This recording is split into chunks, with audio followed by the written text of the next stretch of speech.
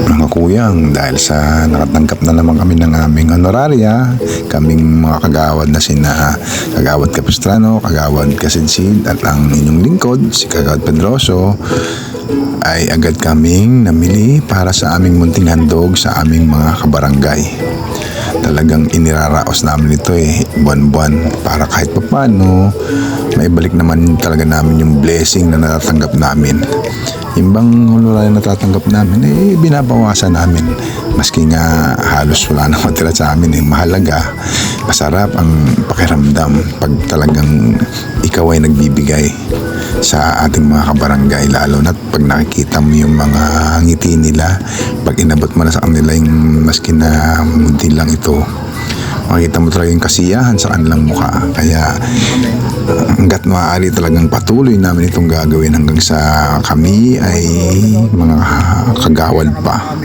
Kasi pag hindi na kami may kagawad, may masyadong minimal na ang magiging tulong namin sa kanila. Pero tutulong pa rin kami. Kaya ito na nga ang ginawa namin. Namigay na kami sa bawat mga kabarangay namin. Ano lang naman ito, buwan-buwan, pero hindi naman lahat sila nabibigyan namin. Ang nabibigyan lang namin, siyempre, pailan-ilan lang. Tapos yung nabigyan na namin, hindi na namin bigyan sa susunod. Sa susunod na naman hanggang sa umikot na yung pamimigay namin sa aming buong barangay. Basta ang goal namin, lahat sila ay aming pagbigyan ng aming munting handog. Mayaman man ito, mahirap, talagang ibibigay namin ito sa kanila para lang makita nila na kami talagang totoong naglilingkod para sa kanila. Tsaka yung blessing na nararanggap namin ay maibalik namin sa kanila. Kaya ito na mga kuyang, saglit lang naman ito. Ayan, inabot na nga kami ng gabi sa pamimigay namin ng aming munting handog. At medyo indulan pa kami. Kaya tiis lang, ang mahalaga, maligaya kami sa ginagawa namin, sa mga ginagawa ng pagtulong at pamamahagi ng aming munting handog sa aming mga kabarangay.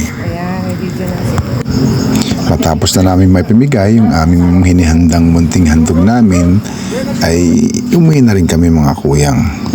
Sa susunod na buwan ulit, pag nakatanggap ulit kami ng honoraria namin, mamimigay ulit kami ng aming munting handog. Tatapusin namin ito hanggang sa maikot namin yung buong barangay. Lagi naming katulong dito sa aming adikain na to yung aking very supportive na asawa, si Jennifer Pedroso.